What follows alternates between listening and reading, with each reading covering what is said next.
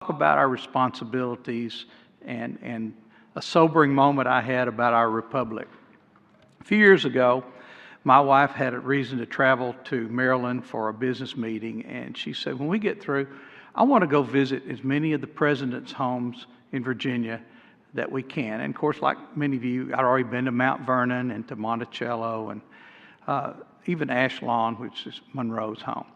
But newly open to the public was Montpelier, who's James Madison's home. And I visited Montpelier, and there's a room there that you get to go on a tour. And it's tiny. It's about the size of our conference room over here on the east side of the Senate chamber.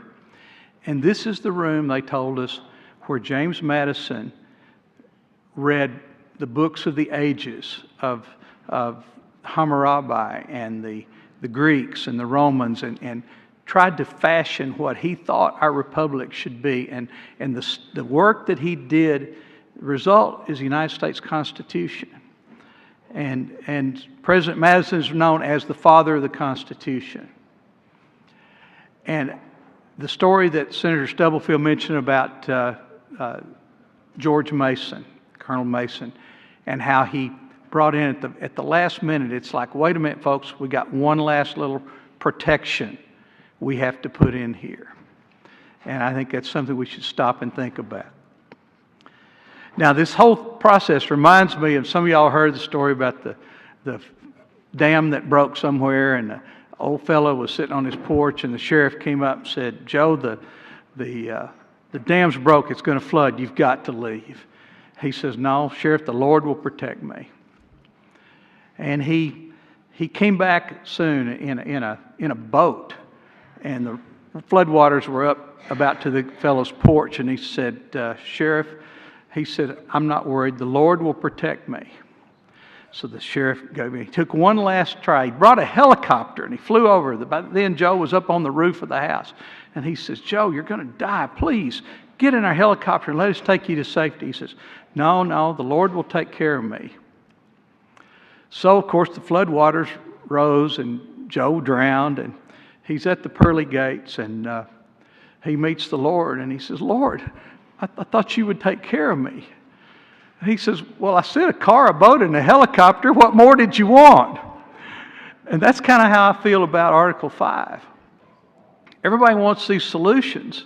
And I think if James Madison and other founding fathers were here, we'd say, well, we need you. We need some guidance on how we can get our republic back on track.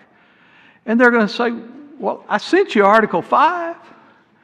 Here it is. We haven't used it. And the reason we haven't used it, I think, is that when things got to be critical mass in our society, I think in my own case, some of you, my generation, you remember that there was a saying, if you're old enough to fight, you're old enough to die in Vietnam, you're old enough to vote.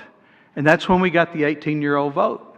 And there was some rumblings about a convention of states at that time. Congress got in gear and got it passed. Sometimes we have to initiate things. We have to knock things off dead center. But remember, that Article 5 is not a dead letter. It was put in the Constitution for a reason by some very brilliant people. I believe divinely ordained people.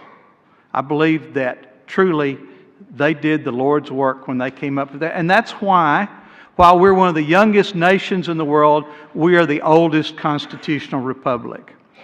So I urge your support of this resolution, and let's move forward to one more step toward making things better in America. A vote of 19 yes, 13 against, 2 non-voting. The resolution passes.